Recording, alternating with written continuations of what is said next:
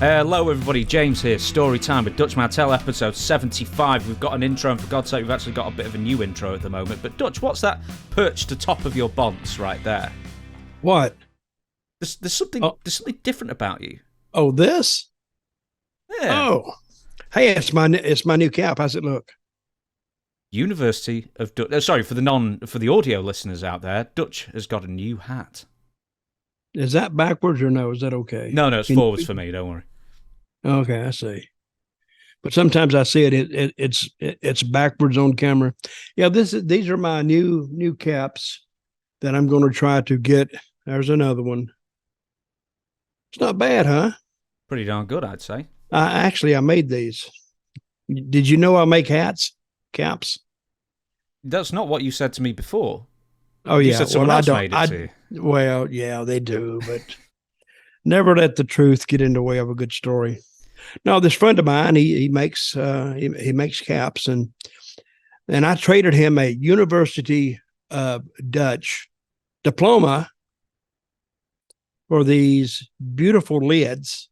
I think they're very nice, to tell you the truth. Leather? And I'm going to see what I can get them for in bulk, and I'm going to put them for sale. So if anybody wants one, you can write me, Dirty Dutch Mantell with 2 L's at gmail.com. And as soon as I get a pricing on them, they'll be up for sale. So you like the hat? Yeah, definitely. You want one? You want one? I'll wear one when you send it to me with the diploma that you owe me from 18 months ago, that you still said you were going to send me. It's a leather logo as well, so it's a high-quality item. It is.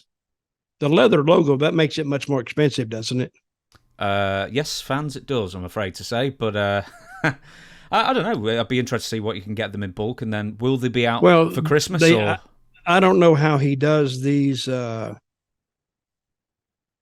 guess he puts them on a machine. I don't think he does it by hand, but very, very nice lids, wouldn't you say? Absolutely, I would. We also have T-shirts. We've got a new T-shirt coming out quite soon as well, and we've also got books. I was going to do mine first, but Dutch is aggressively pointing at his. So we'll do yours first. Yours first. Aggressively. Oh, I see. Yeah, a salesman you are. You have 2 books out as well. You could do it on Amazon if you want them unsigned, The World According to Dutch and Tales from a Dirt Road, or if you want them signed, you can go to the aforementioned email address, dirtydutchmantell with 2 L's at gmail.com. And they're signed by Dirty Dutch Mantell, which is me, and Zeb Coulter, who is the president of the University of Dutch, Zeb Coulter, signed by him. So you get 2 signatures and a personalized a signature dedicated to the person that, say your name is Bill, to Bill, or if it went to you, to James, my friend, or whatever. And you can get that. And who do you write to? You, Dirty Dutch Mantell with 2 L's at gmail.com. If I was Bill Goldberg, would you write to Bill Goldberg, you are the shittiest wrestler in the entire world, love Bret Hart? Would you sign that for me? He'd have to be the second shittiest, because I never vary on the crappiest wrestler in the world. Everybody knows who it is. I've made him famous, actually.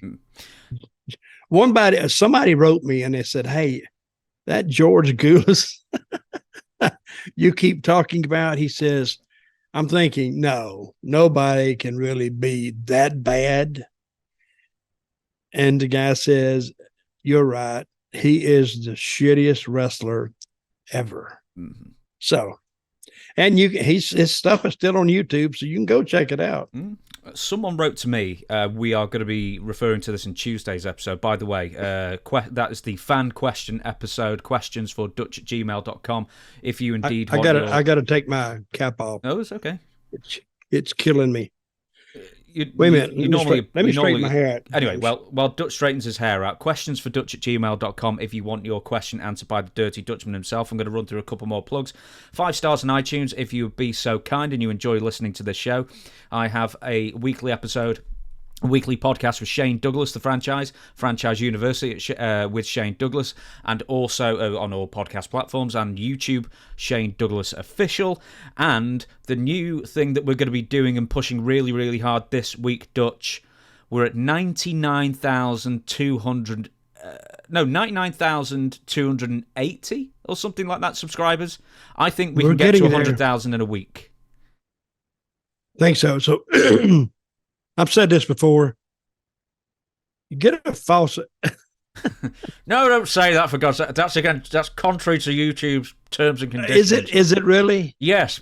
Having a load of fake emails. Yes. Okay. Don't encourage that. I can't encourage that. No. Tell all your tell all your friends to please subscribe, because show them what we're after, James. Where's your plaque? Oh, it's over my left shoulder there that I'm pointing at. Can you see? Oh, that? I see it. Yeah, you can see it. Yes. So we'll get a nice personalised one of those each, and we can sort of bask in its glory. Yes. Hey, that's a big deal. Yeah. 100,000 subscribers. How many does Cornette have? Let's not bring up people with more subscribers than us. That'd be depressing. Yeah, but he started 7 years earlier. He started with 0. No, he didn't. Well, he started with 0 subscribers and built up. No, he started with about 10,000. He took over somebody's. Oh, did he? No, I just made that up. Oh, okay. Fair enough. Sounded good, doesn't it? Of all people, I thought I'd know better than that to believe that story. But no, I think he's got 380-something thousand. But enough about Jim Cornette, for goodness sake. He might come up later in the episode. But before we get into the news, and for goodness sake, we've got a lot of news as usual, I need to make a quick correction on something I may have said on Tuesday or last Friday. Last week at some point, I can't remember, I said that Spike had equity in TNA as a company back in the day. That's not true. TNA, I got my wires crossed slightly, TNA paid a lot of money towards contracts for Sting and Kurt Angle. They also paid for the cigar budget, Dutch. Yep. They did. And some catering. I've made the last two up. Anyway, we've got news. Many newses. And I was really determined, you know what, we're not going to talk about AEW this week. And then it turns out that we are, because there's plenty of AEW news, as well as WWE, Saudi Arabia, other stuff as well. Toni Storm we're going to be talking about later as well. But the big news was several hours after we finished recording. Of course, the biggest news of the week happens, and that's Ric Flair signs with AEW. So I've got loads of information on it, but you tell me your initial reaction to Ric Flair getting signed to a 2-year deal. Well, I'm thinking he was supposed to be there 2 years ago, right? Mm-hmm. Then that unfortunate episode of Dark Side of the Ring aired, which showed Flair, which showed the true Flair, really. He was on a flight coming from Europe, England, or somewhere back to the States, and it showed Flair getting drunk on the plane and harassing the flight attendants, and which is nothing new for him. And then Tony Khan apparently saw it and said, "Oh no, I can't bring him on if that's what happened." And it's been substantiated. That's what happened on the plane. He got naked and he put a robe on. You know, I guess he put his robe on, and he would stand there naked, and he would open it up, and you'd see his private parts, and he'd close it back. I guess I don't know what he would do. But he said he couldn't risk the bringing him in because that's the way he was going to act. So he canceled him. Now, after all this, nothing has changed except now he has signed Ric Flair, and he's coming this time with a sponsorship, I guess. I don't know, to pay his way. I don't know. But it kind of makes Tony Khan out to be a hypocrite if he's going to on moral reasons, moral grounds. He went back on his initial reluctance to bring Ric Flair in, and all of a sudden brings him in because he needs help. His ratings are not that good. And the episode that they advertised, a big surprise, of course, he's done this 30 times or more. And so now it's like the boy who cried wolf too many times. And the people saying, it's nothing. It's going to be just nothing. But all of a sudden, Flair did show up, which was a big surprise. But it didn't help him. That was one of the lowest rated shows, or the lowest rated show that they've had. Was it on Collision or was it on? No, it was on Dynamite. It was it was under the average that Dynamite had been doing. But as you say, the boy who cried wolf. So we're going to get Stinger present, special announcement. But there's a special announcement every week, so I don't think anyone was interested. Yeah, so it doesn't matter, because if you're gonna promote everything as one of the biggest things that's ever happened, eventually that wears off. And of course, they're talking about, they had a big match, and it was MJF, right? Mm-hmm. Versus. From the Collision before, Kenny Omega on TV. Mm-hmm.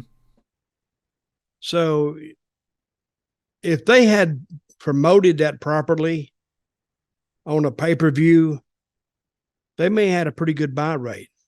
But giving it away for free on TV, I don't see the value in that, because it didn't up that, because it had no build to it. They just booked it.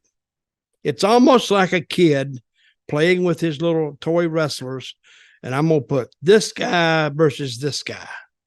Okay. You have to build that stuff. I think somebody needs to, in that company, needs to tell Tony, you got good talent. If you just build it a little bit, you may be able to do something. Make the people like WWE did the Bloodline. I mean, they told it so well and didn't give anything away. But they built it every week, and you were really looking forward to Roman Reigns coming out there and to see what he was going to say. Not necessarily to even see a match, just see the next chapter in the Bloodline. Of course, it was really, really hot when Sami Zayn was there, because they built that, and they built that, and they built that. And you could see it coming from a mile away after some time went by. And you were waiting for when they would just pull the trigger on it. And so when they pulled it, they had big results. So Tony, you went back, and now you got Ric Flair in your company to see if he can draw a rating. And if he does, he may do it one time, because let's face it, he's 74 years old. The guy is older than I am. So I don't know. I mean, most of the people that remember Ric Flair damn near on Social Security, all of them. So, and All Elite Wrestling seems to me be turning into all elderly wrestling, because they got a lot of older guys there. They do. How old is Jericho? Ooh, early 50s, 53, 54 or something. And Sting is what? 63. You really test me with these ages. I've not got these written down. Yeah, but I'm just saying that they're guys who's been around for a long time. Sting's been around 30 years or more. Let me give you some names that AEW has. Ric Flair, Big Show, or Paul Wight, Sting, Jeff Jarrett, Edge, Christian, Billy Gunn just turned 60. Not that you'd know. Yeah, but Jeff, Billy Gunn, who's that other one you said? Edge, Christian. Yeah, they look good. They look great. There's a few others: Chris Jericho, Dustin Rhodes, the Hardy Boys, some guy called Luther, who's one of Chris Jericho's friends. Luther Vandross? No, I thought he was a singer. He was. This is his long lost brother, Dr. Luther. He got a PhD at least. I want you to listen. You need to be a little more serious with this thing. You get around too much. I want to name some other names as well, and these people in their mid-40s, like who've been around forever, like Daniel Bryan, Samoa Joe, Johnny Nitro. There's a lot of older guys on this roster, most assuredly. Well, in the case of Samoa Joe and Bryan, at least they can still go. Oh, yeah, absolutely. Yeah, I mean, they can really. But when you get, somebody wrote me and says, should they be like a cutoff age to where you shouldn't be able to wrestle anymore? 73. Well, that's not. Ric Flair can't do anymore. Yeah, a day older than Ric Flair. If you're older than that, no, you can't do it. No, I wouldn't impose that. But, I mean, the fans should, if you look in the ring and you see something you don't like, then don't pay for it. Just don't do it. Because, as in the case with the performer, your body tells you when to step back. You just can't do it anymore. So in my case, I wouldn't even attempt it because I would embarrass myself. And after Ric Flair's latest debacle, trying to wrestle, and then he comes out and said, "Oh, I want to have one more match." I mean, I need to get off Rick. He's such an easy target anyway. The low-hanging fruit of this podcast. But he I don't know. He even said he passed out twice. And I've said this time and time again. I thought he was dead. I thought he was going to die. What a great, well, not a great story, but what a story that would have been. A huge story. That if he, and somebody's predicted, he's even said, I've read this. I don't know if he said this now, that he wants to die in the ring. I'm not sure he ever said that. Or maybe he did. I don't know. That's what I said.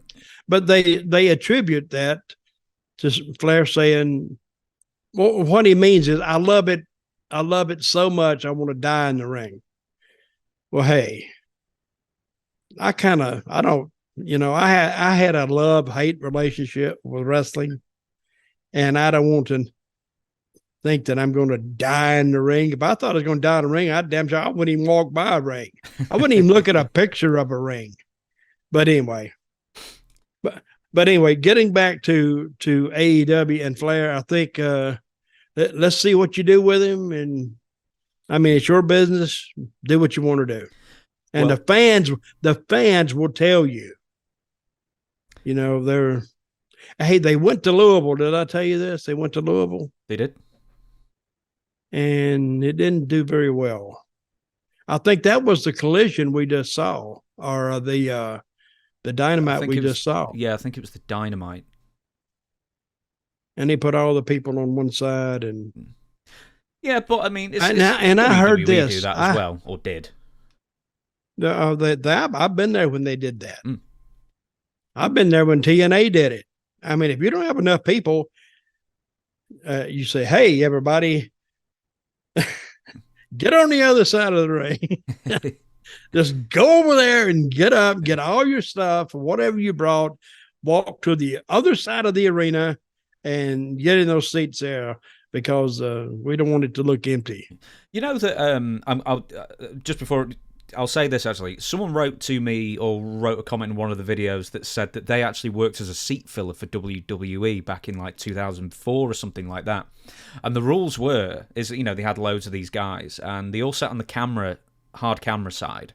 And essentially, if they saw some empty seats, they basically tell them to go fill them. And what they were told was, if the person who's left an empty seat for so long comes back, you're not allowed to tell them you're a seat filler. You have to say, "I'm sorry, my bad, I got mistaken," and then move on. Then you move back to the hard camera side. And then, if there's another seat free, you move on again. But AEW, I believe, has seat fillers as well. WWE has for quite a while. But I don't know. I thought you'd like to know that. that there are still seat fillers, almost like the Oscars?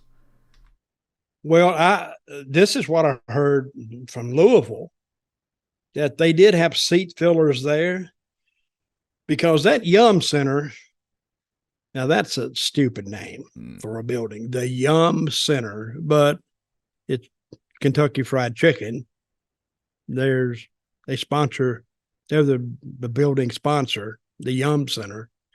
They got like 21,000 seats there. It's a huge, huge building. So I think AEW put like 3,200 in it, 3,500 in it. It don't matter. They could put 10,000 in it. If they're spread out, it still looks, well, 10,000 would be half empty. But it's I'm going to blow your mind here. 4,800. So that's What's actually that? for that was the attendance for the Louisville show. No, that's what it was scaled for. Okay. It was scaled for 4,800. Oh, you're absolutely right. Apologies. See, folks. There you go. I didn't even read it, and I knew that it sounded a little bit off. It was scaled for 4,800. You know where they should have went, but I don't even think the building is even operational anymore, was the Louisville Gardens. That's where when I worked in Memphis, that was a building we used. And we wouldn't fill it up every week, but we would about 3/4. We'd fill it up almost every week. That's 52 times a year. That's not coming to the town once a year. 52 weeks a year. That's what we put in there. 4,112 is what Dynamite sold for that event. No. Who do you believe any? Do you believe to doubt wrestling headlines? Yeah, that's right. That's right. So, listen, before we get off Ric Flair, as I say, the low-hanging fruit of the podcast world at this point. Maybe I'm not ready to get off Ric Flair. No, well, let's stay on him then. Let's ride him. No, it sounded a bit sexual then if I say it like that. Let's not do that. But let's stay on the topic of Ric Flair. He recently clarified with ESPN that his in-ring status, excuse me, I'm turning American, with AEW is, and here's the quote, "You know I'm up for it, but they won't let that happen. They will not let Ric Flair wrestle in AEW, apparently." What the hell? I guarantee you he's going to be in the ring. Do you think he'll just interfere and have another heart attack, or will he actually wrestle? I swear, he will get Tony Khan alone in the hotel after everything's over, and Tony, I got an idea. And Tony sit down and listen to him. And it'd probably be a half decent idea if Flair could still go. And Tony would probably do it. Now, you said beforehand, and then we'll move on, Tony Khan is somewhat of a hypocrite. I've said exactly the same thing about hiring Ric Flair. Well, I didn't really call him a hypocrite. I said it's hypocritical. That's different. Okay, I'll say Tony Khan's a hypocrite. I don't want to knock Tony Khan Okay. because I have met him. Nice guy. I met him in Jacksonville. I didn't know he lived there, but he come up and started talking. I was still with WWE, and he was visiting one night, and he come up and he introduced himself, and very nice guy. Mm-hmm. So I don't want to call him a hypocrite. Okay. Hypocritical. Okay, that's a clarification. It doesn't really, you're not calling the person a hypocrite. You're just saying that AEW's performance on the Ric Flair situation is a bit hypocritical, which is different. So, Tony, only a few weeks earlier than hiring Ric Flair, was mocking Vince McMahon's NDAs and alleged sexual misconduct with various women. He tweeted that. Who did? This is Tony Khan himself tweeted, was mocking Vince McMahon over the NDA thing and sexual misconduct. Yes. Ric Flair has basically been accused in public of quite a number of very, very similar things over the years. I know Shane Douglas certainly has, and he gave some very eloquent situations where Ric Flair didn't look great in them. Now, having said that, I'll tell you about that afterwards. Having said that, Tony Khan wouldn't hire Bret Hart in 2019 because Bret didn't want to be on screen. He wanted to just be in the back and help out and be an agent, that kind of thing. And like, it's Bret Hart. I mean, there's very few people who'd be better at that job than him. And secondly, the other thing is Jay Briscoe. They wouldn't let Jay Briscoe on television because he made some homophobic tweets some 10 years earlier and had since... 10 years ago. Yeah, 10 years ago. Had apologized It's like profusely. if you say something back in 1922, they're going to hold you to that. Yeah. Warner Brothers Media, I think this is more Warner Brothers Media or Discovery rather than Tony Khan, but Warner Brothers did not want Jay on television because of those tweets, even though they'd apologized and, shown genuine contrition.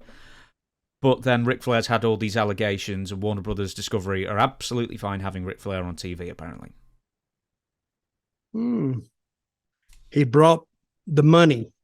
Exactly. He brought some money with him. He brought the money bags. Oh, okay. So you did this and you did that. You shot that guy and you robbed the bank and you did this and you had all these discrepancies with women and all this, but you got some money. So we'll just overlook that background and just come on in. Mm-hmm. Isn't that always the way money talks? And bullshit takes the bus. Yep, that's exactly. And this is a prime example of that. Let's move on. Paul Wight. Now, he made a reappearance in AEW in a physical capacity. I think he was at Wembley. It was more just like a walk-in thing, but they were advertising the return of Paul Wight as a wrestler of the previous Wednesday as we record this. And what did you think, more specifically, what did you think of his physical condition when he walked out there? Because he seemed to have somewhat of a crooked gait. Well, he has some, his leg is messed up. He had knee surgery, didn't he? He did.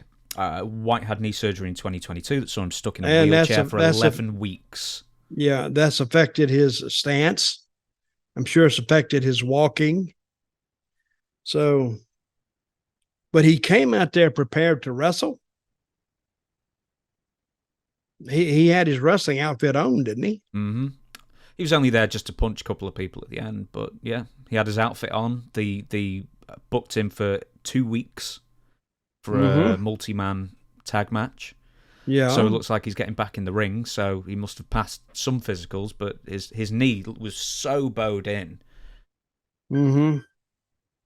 Crazy stuff. Yeah. I mean, But wrestlers, they end up that way sometimes because of the way they have lived their life. You cannot take your body, and I learned this the hard way too. You cannot take your body and abuse it to the extent that some wrestlers do abuse their body, say the big bump takers. And Flair, but in Flair's defense, and I hardly ever put Flair on over, but he's taken some big bumps, but he still can move around fairly well till he blows up and almost has a heart attack. I mean, he's okay there, but that's what happens to you when you get in this business. You can do it when you're young, and when you hit that 35. And this is how wrestlers learn to pace themselves. You don't really learn in wrestling. You don't really learn to pace yourself till you get older or you get hurt. And when you get hurt, you say, well, let me slow down. And then you find out that if you slow down, your things are more exaggerated. They mean more because you take your time. Just because I've had this photo up for ages, but I wanted to show this you. I'll show this everybody. Have you seen the Kevin Nash photo with his knee all wonky? So, yep, I see it. It's the right knee that's going in, and then the one on the right side, it's been repaired, right? Yeah. But I mean, that's scary that someone's leg can be that destroyed, essentially. Oh, yeah, And especially because Big Show will have probably the exact same thing. That's what it looked like to me. And he's, what, 500 pounds or something like that, putting all that pressure on that knee. I think that's why he had to be in a wheelchair. Yep. Well, if I was a doctor, I'd give you my expert opinion, but I'm not. You know who's a prime example of taking their time and getting maximum heat? Do you want me to guess? Jake the Snake. He didn't do a lot, but what he did, he had no wasted movement. I watched a thing with Jake. Do you have that clip or no? Or did I watch it with you? You didn't watch anything with me, I don't think, with Jake. But, okay, I was watching a thing on Macho Man where the snake bit his arm. Yeah. Oh, it was that was one of the, if you show that to a non-wrestling fan and they say, oh, this is fake. And then all of a sudden you have a snake bite a guy. Say, what the hell are you guys? What is this? But and I watched it courtesy of YouTube, which is our channel, courtesy of YouTube. And it's just, you can't unwatch it. I mean, you might turn your head a little bit. Kids in the crowd were crying. People were saying, oh my God. I read about that later. It said the snake had been defanged. So it really had no teeth. So it's like, probably Savage would be the only person to agree. So yeah, whatever. Just do it. If they came up to me and it said, this snake is going to bite you, I would say, bullshit. my next move would be out the door. Don't even bring that snake around me because I really have a phobia about snakes. Oh, really? Oh God. Most people do. You don't? When I was a kid, my uncle had a boa constrictor. So I'd hold that all the time. He had loads of snakes. Well, I wouldn't have done that. Even if I had grown up around, I did grow up around snakes because I lived out in the country. But if I saw one, no, I wasn't going to go over there and be buddy with it. But anyway, this thing about Flair, it's still on YouTube too. I mean, YouTube has everything. I mean, that's why it's one of the biggest places people go to check things out, because everything is really on YouTube. If you just put your information in right in the Google search bar or the search bar, or whatever you're using. And I just happened to run across that this morning, and I thought I'd bring it up. Just briefly sticking with the former Big Show, Paul Wight. This is the first time he'll be wrestling in 18 months. 4 matches in AEW, 3 of them on AEW Dark. So another sort of big money investment where they really haven't got anything out of Mr. White at this point. I also want to mention 2 things about the knee. Let me ask you this, and I don't know. Okay. And no way for me to find out. What do you think they paid Sting? $750. That's a wild stab in the dark. Nah. Less, I think more? they paid him that. Yeah. I think they pay a few people $1 million plus. But I think because Sting's such a legend, I think he'd be $750 or something. Who knows? Really? Yeah, my guess. Well, I don't know what TNA paid him, but they paid him out to Yin Yang. $500 a year. They were paying him for a long time. $500 a year to do basically TV. That's what they did. What'd they pay Kurt Angle? That I don't know. He may have been tickling $1 million. Tickling $1 million. Yeah. I've never heard that before in my life. Yeah, might have been tickling $1 million. Hey, we had a match one time. That's how you start off, big story that I'm just making up. No, this is true. And it was like, if you win, it's a battle royal or it's something.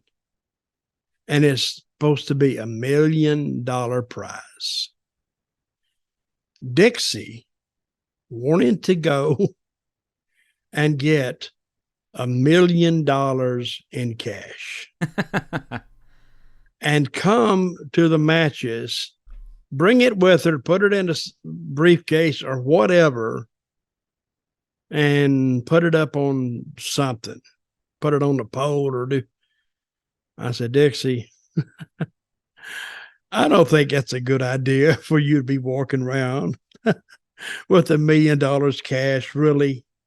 And she said, oh, yeah, you may be right. What the hell? Now, who walks around, which told me that she had access to $1 million in cash at any time?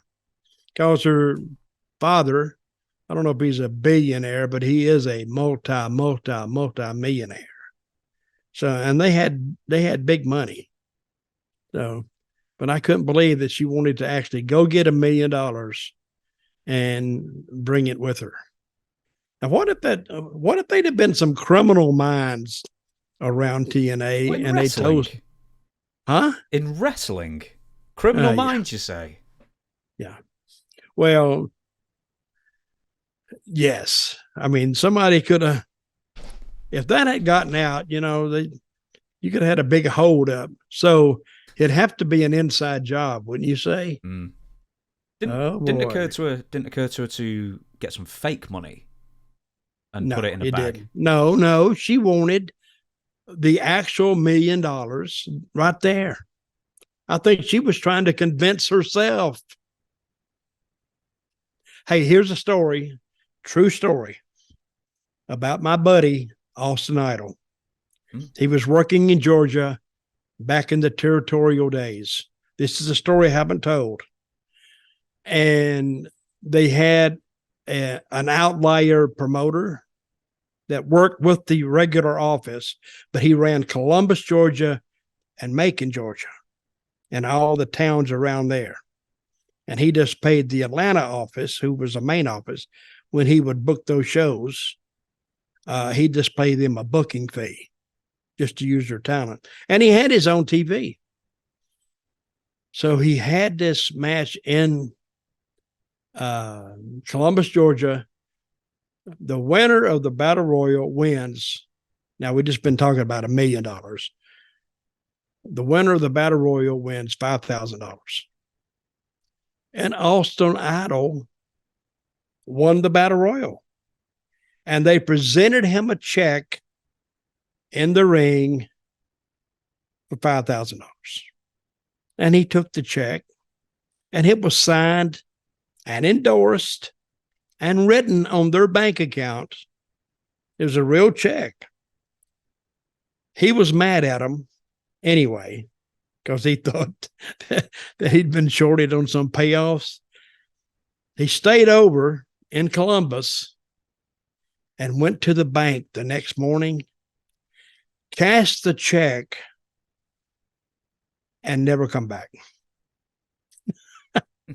And I'm thinking, and it was written out to Austin Idol. So I don't know how he got that check cashed at the bank. I guess they knew him, and he had won it. One of the tellers said, I was at the matches last night. I saw Austin Idol win the Battle Royal, and basically vouched for him. Probably. And they cashed the check, and they never got that money back. They wanted to sue him, but in order to sue him, they would have to admit that wrestling was fake. And they didn't want to do that. So Austin Idol went in one night, he won the Battle Royal, got $5,000 and left. I bet he didn't get a payoff for that match. You think? Probably not. I bet. Yeah, but that's a story that I just popped in my head. I wonder if he took like a big draw beforehand as well. I don't think they gave draws then. Oh, did they not? No. Fair enough then. We will move on. Jim Cornette was invited to AEW Dynamite, so on his podcast, when asked about having Jim Cornette on AEW Dynamite last week in Louisville, Jeff Jarrett responded, "I would love to have Corny. I'd love to have him." Jim Cornette then tweeted the following response: "I appreciate the invitation from real Jeff Jarrett to attend the AEW TV taping in Louisville tomorrow. I tried hard to make it work, but I couldn't find another person in town going, so we could split the 2-for-1 ticket offer, but maybe they can find another ratings ploy in time." So, there. Well, and now this is what I heard from some people in Louisville, and I used to go to that city every Tuesday night for like 5 years straight. That one guy wrote me and he says, they came on Wednesday, and he said, I heard about it on a Tuesday. He said, maybe if they increase their advertising, some people might know it was in town. He said, nobody knew it was in town. So if you don't tell them, I think they won't know about it. I think that's a younger person's thing, that they think social media will cure all the ails, the issues, basically. And it's like, well, a lot of people aren't on Twitter every 4 seconds. Mm-hmm. Now, are you knocking people that watch us here on social media? You're not doing that, are you? Not yet, no. Yeah, I mean, it's mostly TV advertising. I think they were light on that. And you just can't depend on your show to do it. Now, we used to just depend on the show because we had a show every Saturday that appeared on a local station in Louisville, and it had a hell of a rating. So when you did something on TV, everybody knew about it because everybody was watching the show on Saturday. And if they didn't watch it, they would hear about it. So it's about a 5,500 seat arena. We'd put about 3,000 people in there a week, which is actually pretty good. I would say. Do you think Jim Cornette will ever appear on AEW TV? Hell no. Cornette doesn't. He don't want to appear anymore. He doesn't.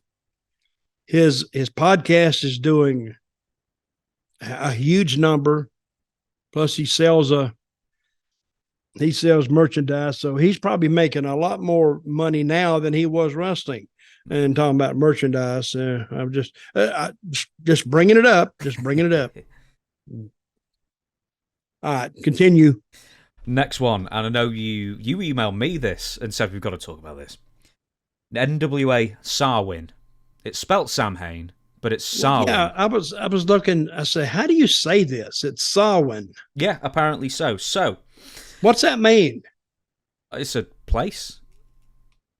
I think it's a town or a city, Samhain. Where? I don't know. One sec. Oh, sorry, I'm wrong. It's not a place name. So Samhain is Scottish Gaelic. Is a Gaelic festival on 1st of November, marking the end of harvest season and beginning of winter or darker half of the year. So there you go. All right. So okay, don't we have a clip on this? Yes, we do, and I'd completely forgotten we did. 1 second. Okay, so here. Oh, I'm gonna. Yeah, volume's right. Now this is NWA, right? Yeah. NWA Samhain's That guy this is stress, like. Father James Mitchell. Wow, they really partying. Whoa, they are really partying. Mm-hmm. What? When did you see this? Oh my God! Somebody told me about it, and I went.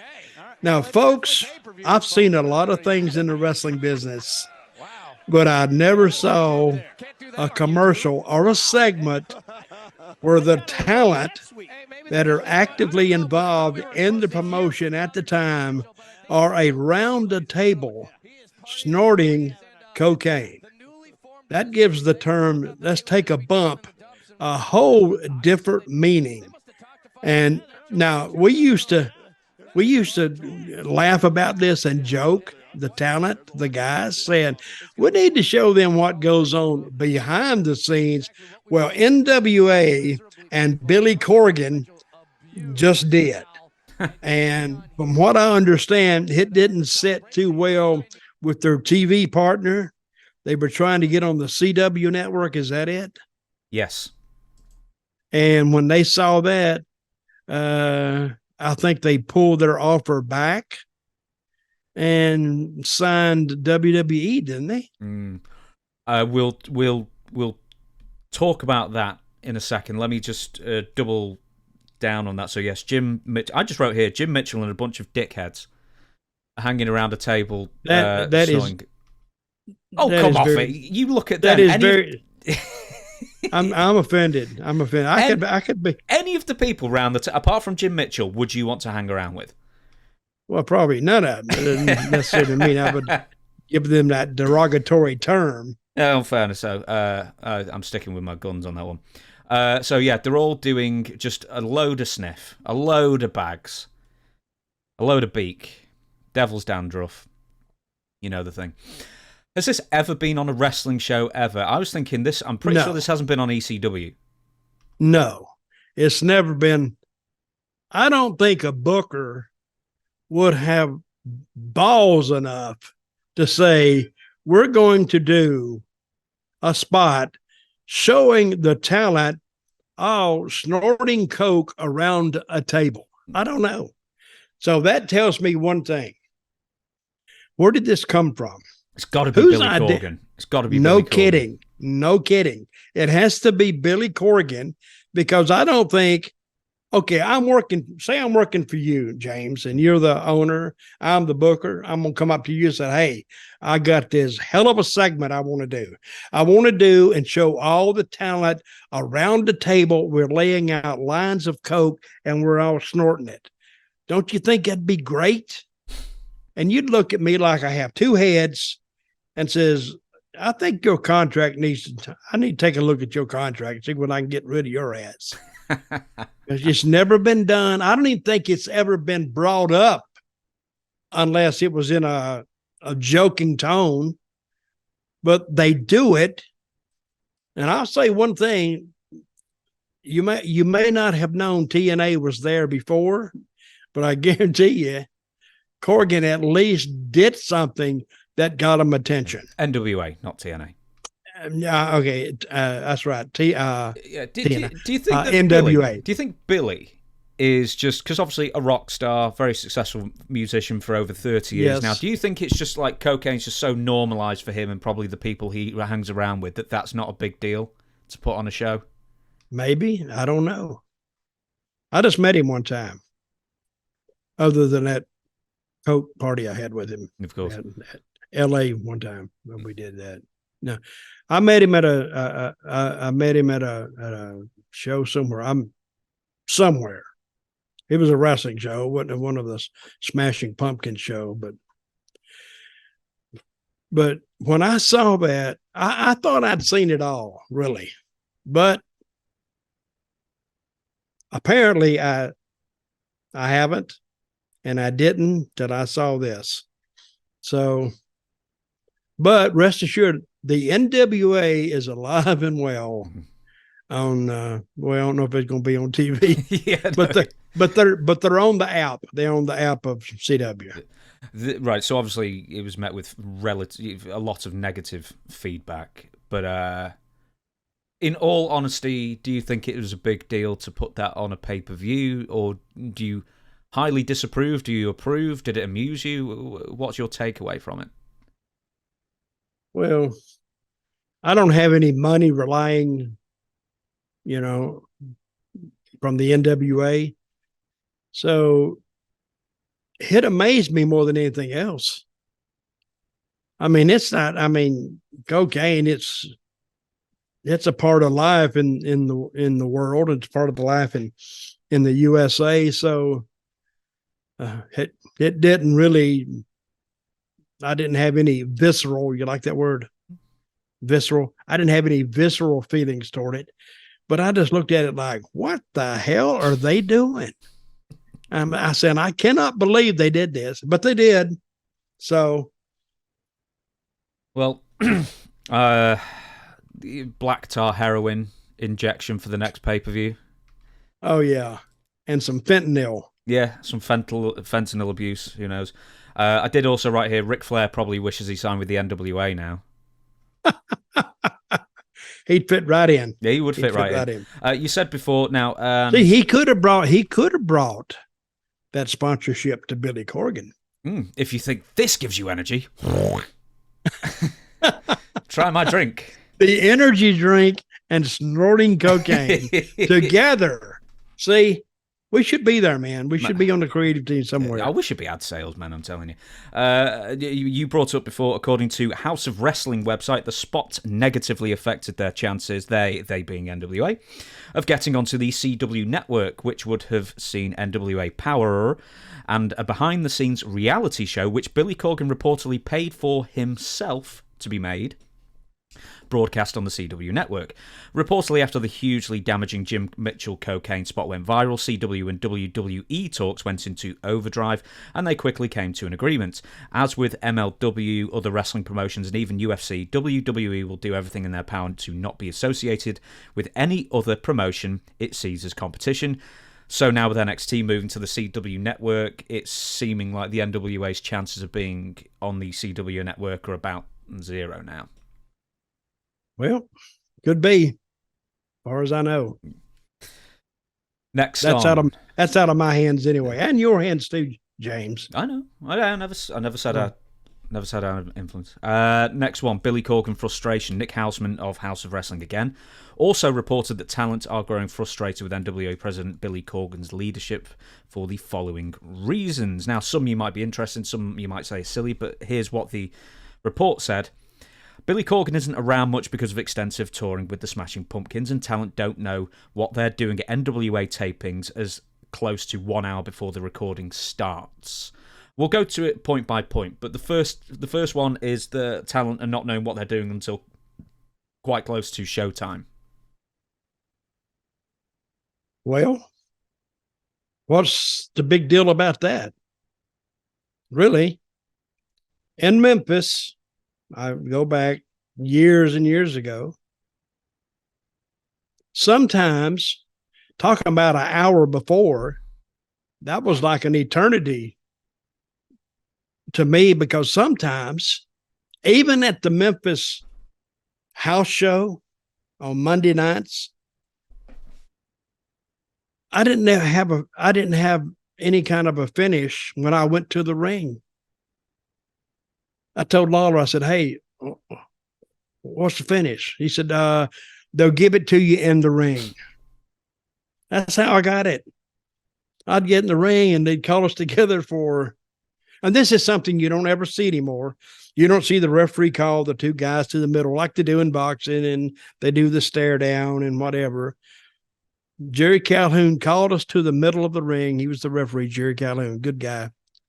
And he gave us the finish standing in the ring. And I said, oh, okay. And that's how I got it. An hour before, that'd be like 2 weeks advance if I got an hour before. And sometimes I would get it going to the ring. The referee would give it to me because it wasn't a complicated finish. Granted, I'll say that. But I didn't even know how the match was going to go. We would just, and this is something else you don't hear anymore either. You ask the guy, what do you want to do? And the guy says, we'll just call it in the ring.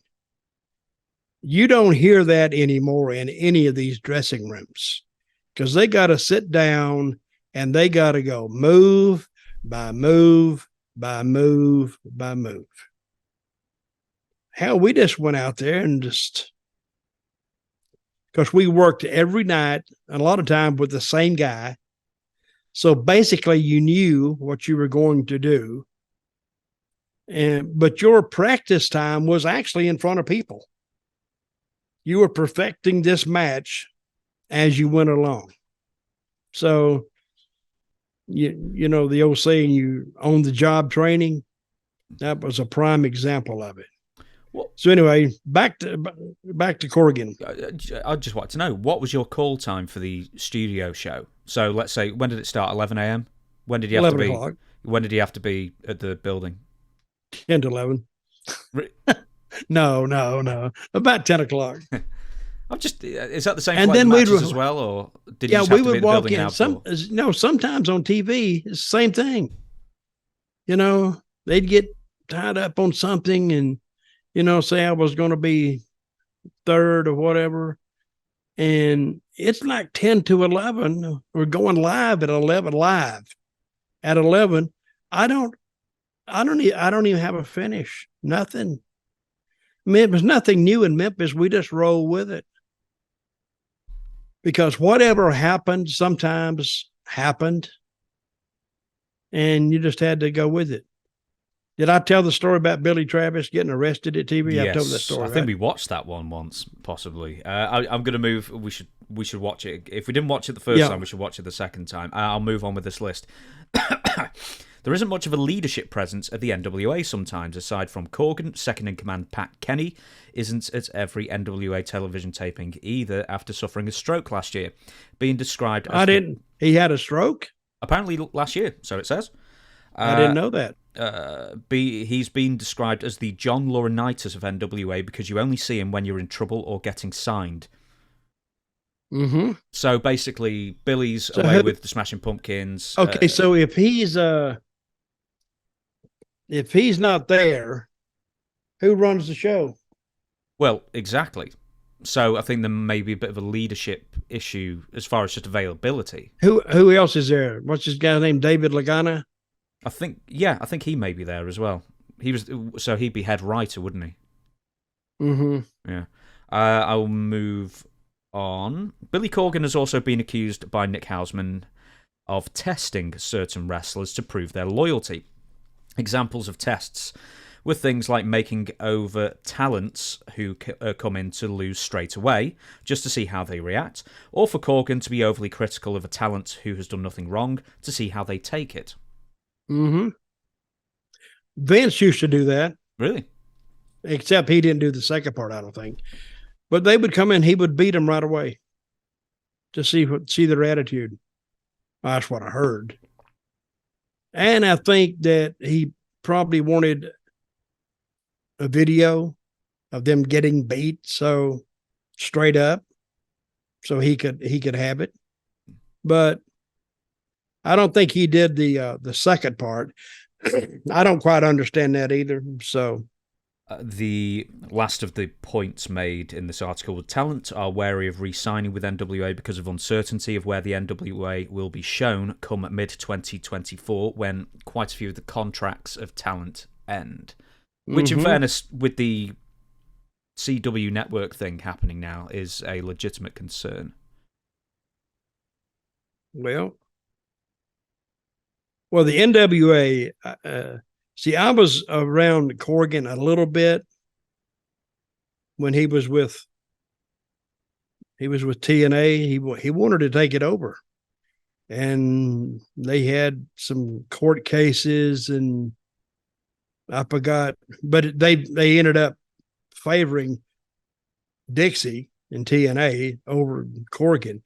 But I heard he dropped at one point $1.5 million in it without any kind of he just put the money in to keep the company running. It was running on fumes anyway. That's what I heard.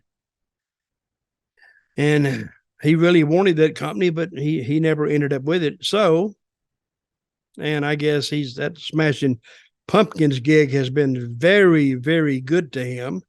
So he just went and started him another promotion, which is, if you got the money, a la Tony Khan, start your own company. EC3, current NWA champion, gave a very long-winded rebuttal to numerous charges that I've just repeated there. Did you read that? What, EC3's? Yeah. I didn't have 3 hours to read all the way through it. God, I thought it was War and Peace when I started on it. Yeah, it was Tolstoy at length. And I never really understood what it said anyway. No, I didn't want to admit that, but I didn't either. No, but I was skimming it, and I said, well, he's going to get to the point here in a minute, but And what was his final analysis of it? Pro NWA, I think. Yeah. Folks, if you don't know what we're talking about, go and I guess Google EC3's answer to who? The talent? Answer to the Nick Hausman article, I guess. Yeah. And read that if you can. It's very, very long, by the way, and kind of well written if you understand it, but I couldn't get it. It took me a while to get through it, even skimming it.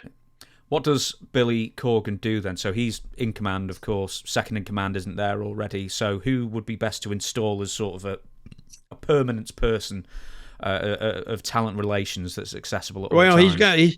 He's got EC3 there, so I guess he would be the next in line. I would imagine. Yeah, but don't email him. It'll take you like 4 years to get back to you. Like 40 pages. You know who did EC3 take the title from? Tyrus? Yes. They have a show every night on Fox. It's called Gutfeld, where Tyrus is like one of the co-hosts.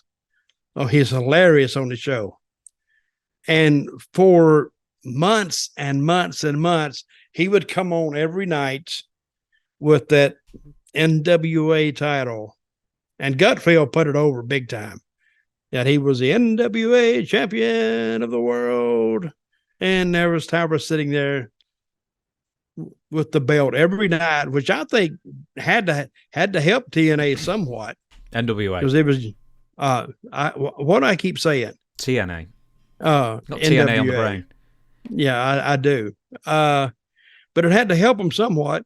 And so here we are talking about who's next in charge. And why would you even bring that up? Because you see, Billy's not there. So who runs the company?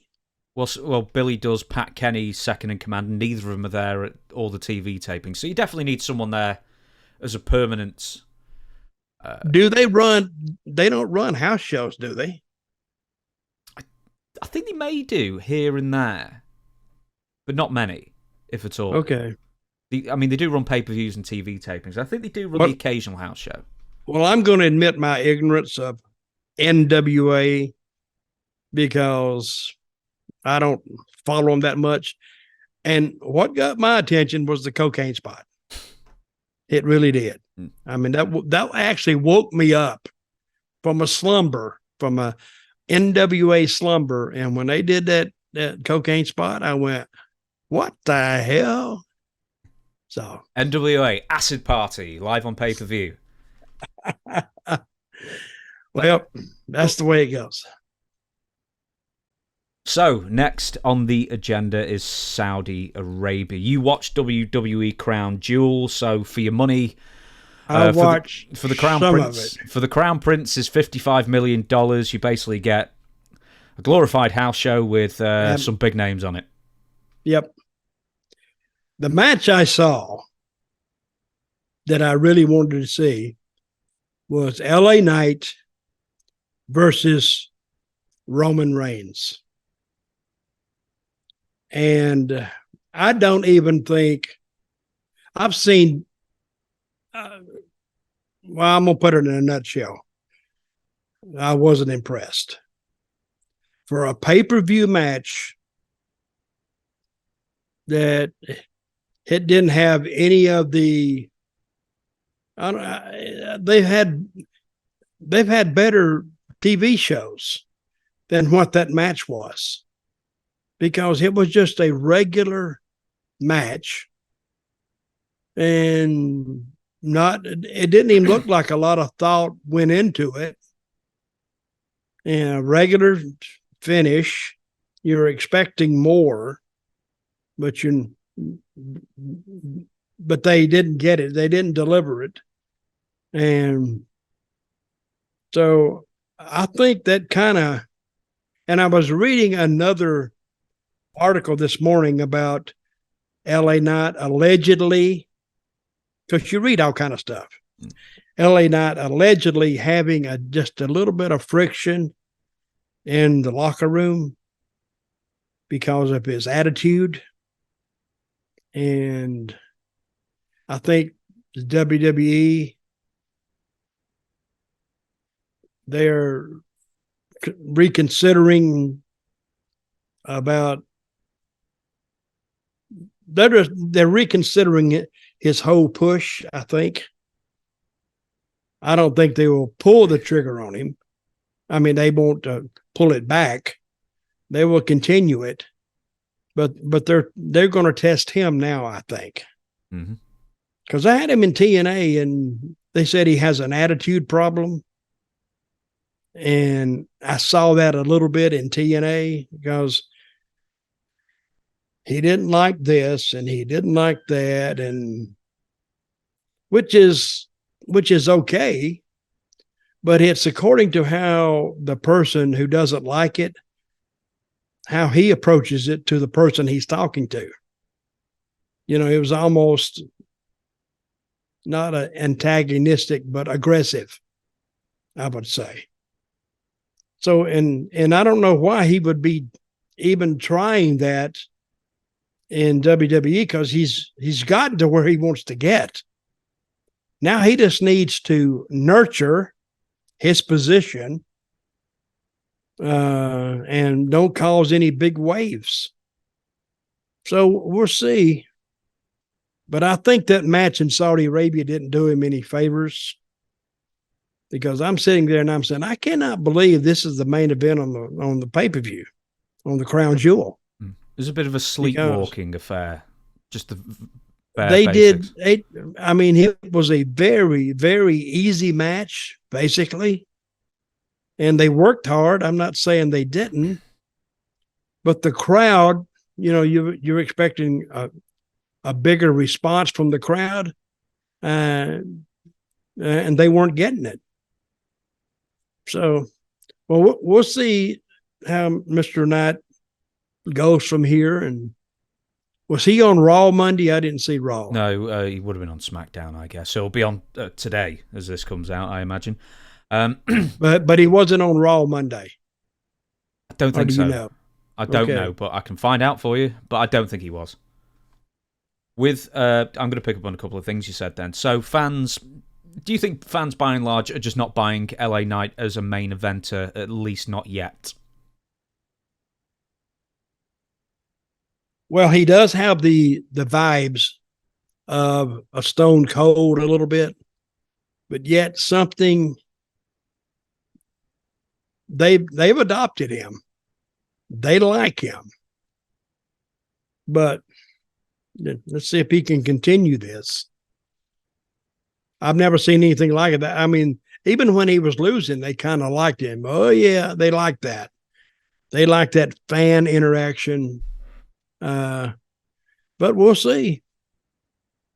But as far as work is concerned, he looks great, but he didn't work like some of those other guys. So, and that's why we play the game. You gotta involve these fans the whole way. Cena did that his whole run. Undertaker did that his whole run. Even Triple H and Roman Reigns, those fans are there and they have history. So they weren't flashes in the pan, and it's too early to tell on LA Knight to see how he's going to turn out. I hope the best for him, but we'll see. I mean, this is probably just like one thing that works against him too. Go on. Is his age. Yeah. Is his age. He's 40 what? He's just 40 or? I think he's 40 or 41, yeah. Okay. And that's kind of a late start. So they like to get these guys when they're young, nurture them, bring them along till they get about 40. Mm-hmm. And then they will slow them down before they get there. And pretty soon, because he's going to get hurt or something's going to happen, or he's out of the age of their. See, they have a very young demographic. They like to get them as kids. And I think what happens is they get them as kids, and then they go through high school, and then they kind of get away from it because they find girls or boys or whatever. Then they're busy with that. Then they go to college, and then they get back into it. So, but he really hits that young age. They like that. But when they're getting 40, they're out of the demographical age that they're appealing to. And see, I hate to use words like demographical. I don't give a crap. If the people buy a ticket, they buy a ticket. Mm-hmm. I never went in back when we used to be selling out these places. I didn't go into the stands and say, "How old are you?" or when did you start watching? I didn't give a crap. All I cared is that they came. So, well, you threatened to sue them if they didn't stop booing you. As well, of course. Do you know, I want to pick up on something you said before, and you said you were quoting some news thing. You didn't know if it's true or not about an attitude problem in WWE. Mm-hmm. But you were sort of also talking about a personal, or it sounded like a personal experience where LA Knight or Eli Drake at the time. Mm-hmm. Stretch it out for me. What would he exactly say? Let's say you wanted him to do ABC, and how would he react to you exactly if he didn't like the creative? Well, he wouldn't. It was just his attitude more than anything else. It was like an attitude that, I know you're trying to screw me, and I don't know why, but I wasn't trying to screw him. I was trying to help him. He wasn't really my project anyway. I inherited him when I came in. And I just saw what they had done with him in the past. They had done him really no favors in the past. But he was still a great talker. So you put him out there, and he could do a great promo. So, but still, I wasn't really that impressed with him in TNA, because he spent a lot of time in TNA. Then he went to NXT, and they did the same thing with him.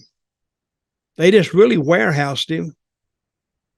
And I think what he's something that happened that they didn't intend to happen. They didn't plan it, because they put him with maximum male models. That showed you what WWE thought about him in the beginning. Let's make him a manager. He's 40 years old. Let's make him a manager with these guys, and he'll get them over. But what happened was he ended up getting over, as opposed to maximum male models who couldn't get over in a month of Sundays. And then the people started liking him, and he got beat every week, but they liked him more and more and more. And he came out of the blue. He was an accident that happened, a good one, and put him in the position he's in now. And that wasn't planned. That just happened. But kudos, you like that word? Mm-hmm. Kudos to WWE, because they listened to the fans, who are the final orators of what a guy's success is going to be. They listened to them. They checked the temperature in the room, and they said, "Hey, this guy's getting warm, so let's go with him." And they did. Next up, I don't know if I sent you this video, but you probably saw it. Logan Paul, Rey Mysterio. I did see that. Oh, it nearly went completely wrong. Let's watch it one more time to refresh our memories. So we can watch this as many times as you want to get a proper analysis of it, not to be like Stevie Richards, but we might want to analyse this. Rey Mysterio is doing a springboard backflip onto Logan Paul and doesn't reach him. Oh my goodness, Logan Paul! Whoa. So that's the first time I saw it from this angle. Oh, really? Watch how close he comes to that. Oh, he gets his hands down. Yeah. Well, I think he would have, but he catches him. I think he was too far back. Do you think it was Logan's fault? Or do you think Ray mistimed the distance? No, I don't think Ray mistimed the distance, because how many times has he done that move? There we go. I think Logan Paul. Here's another angle. It might be a bit slower. Woo. Oh. His hands were down, but still,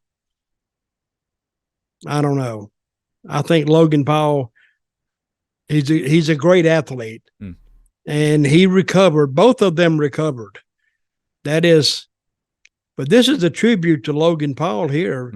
We'll watch him because he hadn't had any wrestling experience at all before going to WWE. And he's picked it up in like a year's time. Great athlete. 8 matches, I think, or 9. 8 or 9 matches. What, for Logan Paul? Yeah, that's it. And now he's talking about going to the Performance Center. And it's like, well, maybe you shouldn't. Maybe the Performance Center might ruin you. He might be able to teach them something down there. But there is a tribute to Logan Paul and his ring presence. Are you sure that he's only had 8 or 9 matches? Yeah, on TV, yeah. On TV? He's never been on a house show, I don't think. So, yeah, 8, 9 matches, that's it. Well, tribute to him. And I bet when they got in the back, Ray said, "Hey, thanks, man, for catching me." But he stepped in, and whether he saved him from an injury or not, that's not the point. That he saved him from a potential injury, which says a lot about Logan Paul. Next up is AEW and WWE merchandise table. So via WrestleNomics, here is the WWE and AEW merchandise sales table for 2023 up to November 4th. Chris, put the thing up so we can see it together. So I'll give you WWE's first. This is apparel only. In 10th place, and we'll go up, the Usos, Rhea Ripley, Eddie Guerrero. Are we going up from 10? We're going up from 10. Okay. So Eddie Guerrero, yeah, if you can believe that. Wow. Let me have a look. WWE generic, so that's at number 7. Yeah. New World Order at number 6. LA Knight at number 5. John Cena, number 4. I could give you the numbers, but John Cena, number 4, 30,497 pieces of apparel estimated that he's sold in the year 2023 so far. Roman Reigns at number 3, 32,218. Stone Cold Steve Austin at number 2. Still 34,355. And number 1 at the top, Cody Rhodes with a big lead, 46,649 pieces of apparel sold in 2023 so far. Any surprises there? Stone Cold is a surprise. Eddie Guerrero is a surprise. What was number 5 or 6? Number 6 was NWO. Number 5, LA Knight. NWO is a surprise. And LA Knight, he's at 5? Yeah. LA Knight's at 5. That's pretty good. Is that a problem? So, I mean, what we're talking 1, 2, 3.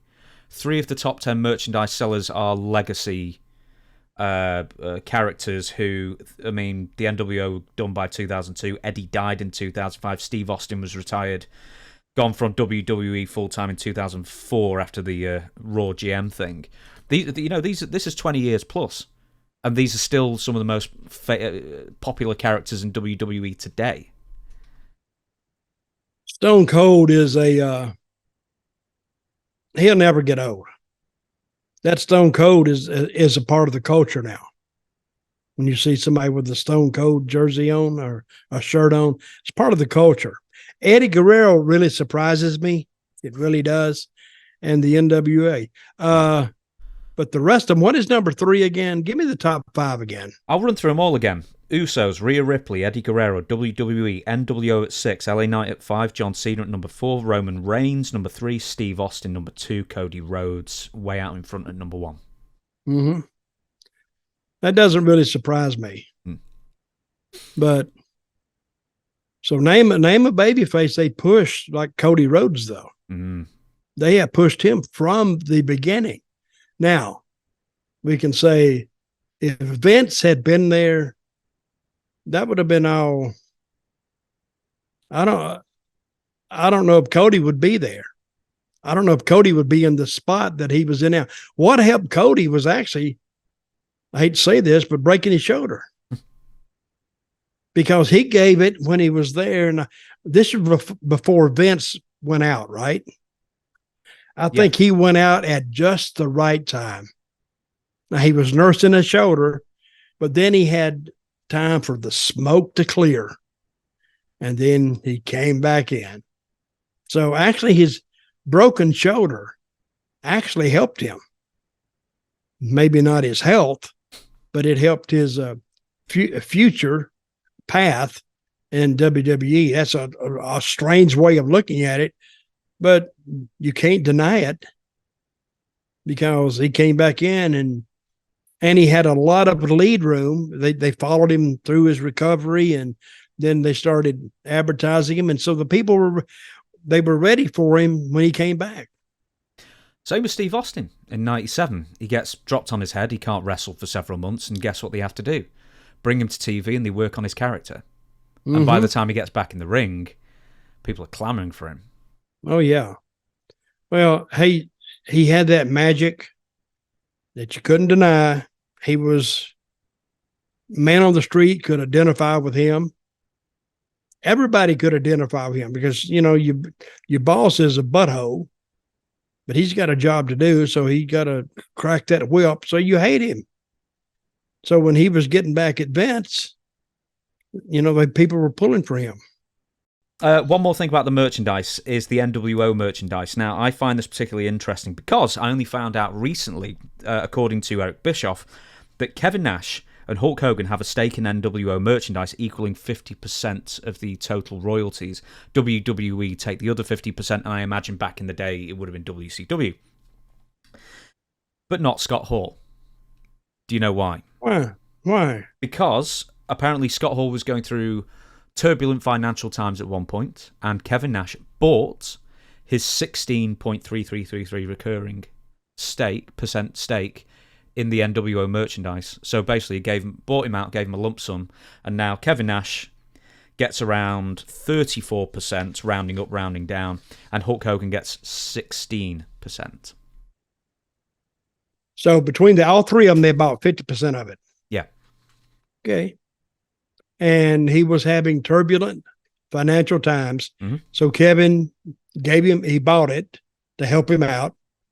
And now he gets 30-something% or 35% of the what's left over. Hey, no one ever called Kevin Nash not business savvy. No, I think he is. AEW. From 10 on upwards. I'll give you the numbers for all of these. Number 10, Danhausen, 10,419. Now, this isn't apparel only. This is all pieces of merchandise. Number 9, MJF, 11,942. Number 8, FTR, 12,358. And let me tell you, when I went to the... not Comic Con, but what do you call it? WrestleCon kind of thing in Manchester. FTR's line were almost immeasurably long. There was only 3 people lines. FTR, Bryan Danielson, who actually had the longest line, and Diamond Dallas Page. They were the only 3 out of all of them who had a line. Number 7, MJF and Adam Cole as a tag team, 12,412. Number 6, Kenny Omega, 14,936. Number 5, The Elite, 17,148. Number 4, Orange Cassidy, 19,161. Number 3, The Acclaimed, with the Sesame Daddy-ass thing, I guess, 25,927. Number 2, barely there, CM Punk, 32,669, a great big jump from that. And number 1, AEW company-branded merchandise, was number top again, 37,444. I'm looking at that list, and you know how we were talking about AEW's full of your Ric Flairs and your Big Shows and your Hardys and stuff like that? all the people who are selling merchandise are young, except for the Acclaimed and Billy Gunn with the Sesame kind of thing. But they're all young who are selling the merch. Mm-hmm. Mm-hmm. Surely that's got to tell Tony Khan, hey, with all these old people. So this is up to November the 4th? Yeah. And CM Punk is in 2? Number 2. And he's been gone. Yeah, he was only there for a couple of months. That's what I'm saying. Yeah. And now he's gone. So they had to, are they still selling his merchandise? I'm sure they're not. No, I don't think so. So no. this sold before he left. Yeah, so when was that? September or something? Maybe earlier than that.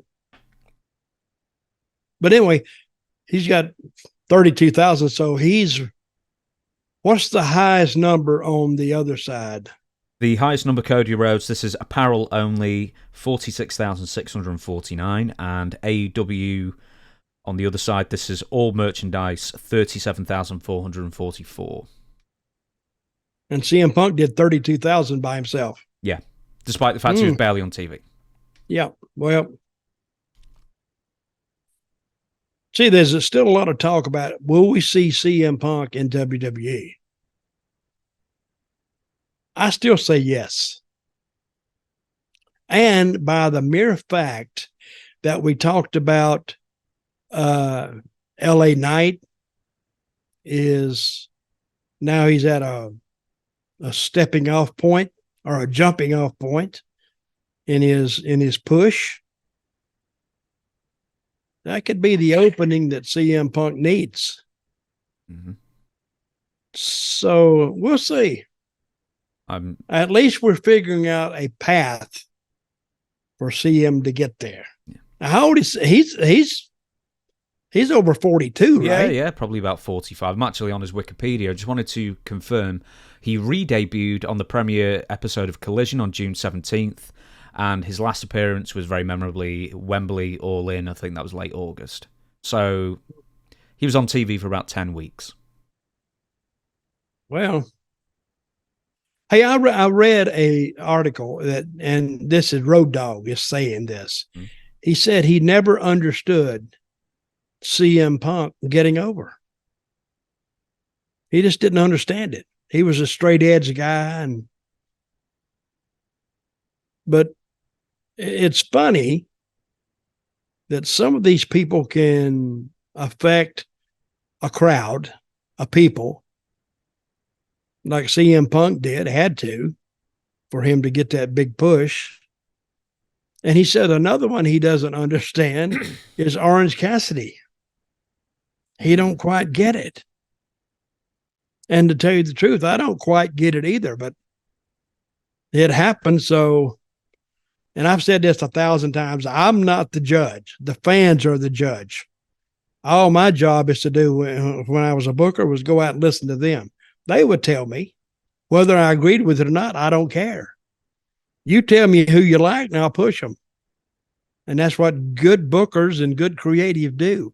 They listen to the fans. And I don't know how many of that creative team even knows what they're listening to.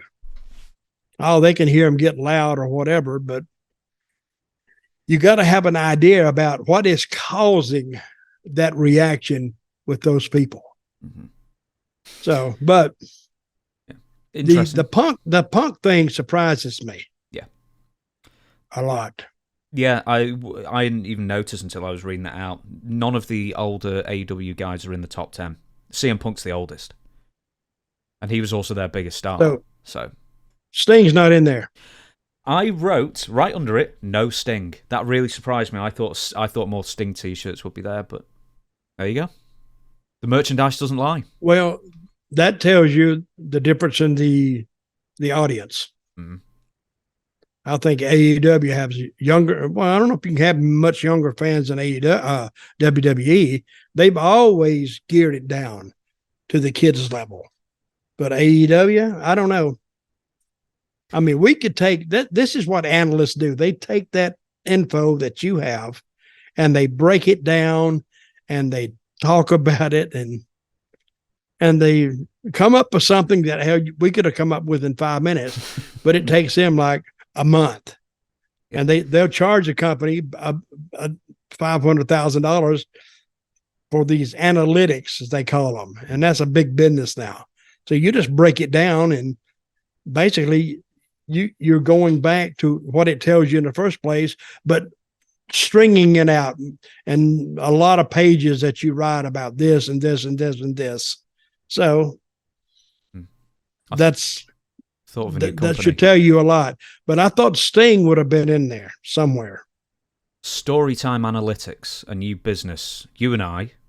Yes. We'll undercut the current ones. We'll charge $400,000 instead of $500,000. But we'll give him a break. We'll give him a break the first year. Only $100,000. Yeah, we'll give Ric Flair a senior citizens discount as well. He can get it. Hey, I'm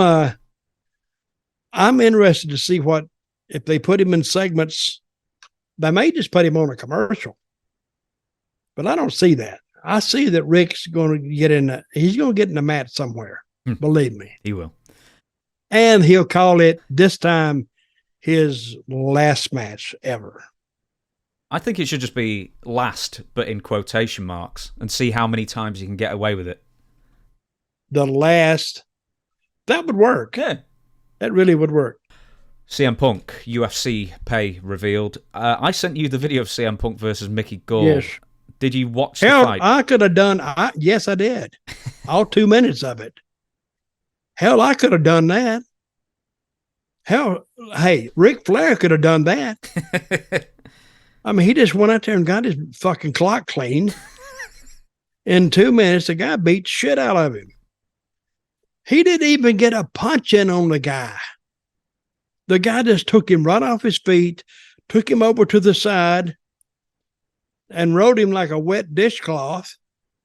And he gave up, and he almost got that chokehold on him. I think he did get it on, and he tapped out. I forgot what he got for that match, like $200,000 or something. Holy moly! Just 200,000. You must be joking. What did he get? 1,042,739. I'd get choked out for $1 million. No kidding. I'd get choked out. Yeah, well, I'll tell you, got $50 here. Get me. But I don't know. He had one more fight. That was his first one, right? Yes.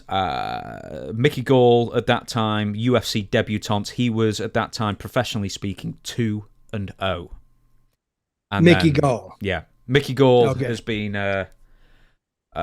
recently let go from UFC, in fact. Well, this is what I heard. Mickey Gall was pissed off. I heard this or read this somewhere because he thought that the UFC, that's who it was, right? He thought UFC thought that damn Punk was going to beat him up. Oh, really? And you could tell he was motivated. He was motivated to really show Punk up, and he did.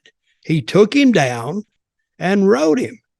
Punk never threw one punch at all.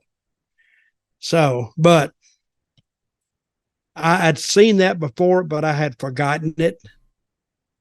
And wait a minute, Punk had one more match. Who was that against? A guy called Mike Jackson, who would turn out to be the second worst UFC fighter in history ever in, pretty much. He was actually a MMA fighter rather than like James Toney or someone. And he beat Punk too. Yes, but the thing is, he wasn't putting in the effort to put him away, so it was a 3-round snoozer. And then, to make it even worse, I'm just reading here, it was originally a unanimous decision in favour of Mike Jackson. It was overturned after Mike Jackson tested positive for marijuana. So CM Punk's official record is 1-0-1. Well, but he made $1.4 million. What did he make for the second one? Oh, that's not been released. Reason being is because the money amounts have just come out courtesy of the Kung Lee UFC lawsuit, which only goes to 2017. The second CM Punk fight was in 2018. So the second lawsuit, which spans 2018 to present day, that hasn't caught up yet, essentially. So we'll find out hopefully in due time. Will that come out? Hope so. Will that come out? I hope so. Wow. A couple of other things just to add on to that is that I think people really realise how lowballed Ronda Rousey was in her early UFC career, despite being one of the biggest draws, but it was made up later on down the line in her title loss, especially to Holly Holm. And Conor McGregor's payoffs were also about 50% of what he publicly claimed as well.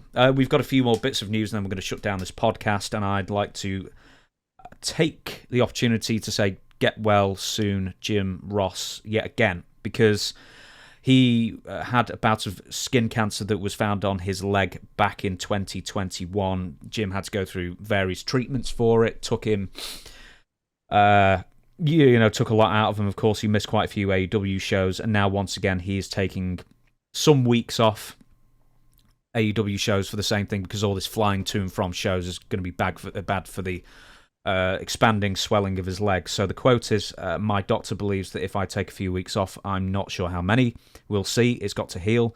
Being off an airplane for a few weeks will be good for my leg to heal, so that's what I'm going to do. I didn't know that. You're reading news that's news to me. Hey, being on this show with you, James, is very educational for me. Because I hadn't even heard anything about that. Maybe I should start reading more, you think? Well, I mean, I did put it in the script. Or maybe, you just need to send me some emails that, okay, in the news this week, this, and this. You do that to me. Just occasionally throughout the week, you say, you've got to add this, you've got to add this. Oh, yeah. In fact, we're going to be getting onto one of those things quite soon. Also, Jim Ross said that his AEW contract will be up sooner rather than later, so the quote is, it's still got a few months left. And Tony Khan has indicated to me as early as this week, at least my representative Barry Bloom, he'd like for me to stay. I'm not looking to go anywhere, it's just that I need to heal, and that's all. Do you think Jim Ross will resign? Yeah, he'll resign. Yeah, because this is his life. He's respected. He is good. He's a icon in the wrestling profession as an announcer. So yeah, he'll resign.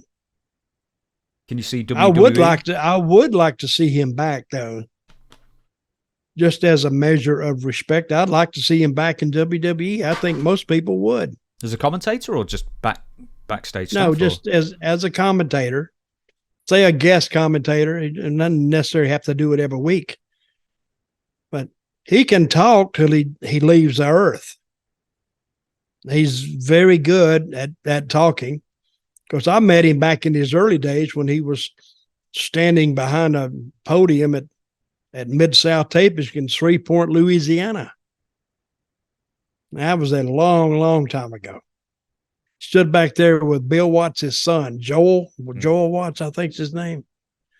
And good shows then. But you can, when you hear it, you can definitely tell it's vintage Jim Ross. Next, should I talk about this one? The Bryan Alverez AW collision numbers were quote unquote good. So let me just read this. I might cut this out. We'll see how it goes. AEW collision numbers were 366,000 this past Saturday, 0.09 in 18 to 49, the second lowest viewership ever. Average this past Saturday. College football. That's good. Well, I'm going to give you the quote for Bryan quite soon. College football competition was far lower than usual, but WWE Crown Jewel was on earlier in the day, but not head-to-head. It should also be worth noting that Rampage did 298,000, which also may have been the second worst viewer average in its regular Rampage time slot. did what? 298,000. Wow. Seriously, they get more with old movies. Hell, that's I swear to God. Impact, that makes Impact look good. Yeah.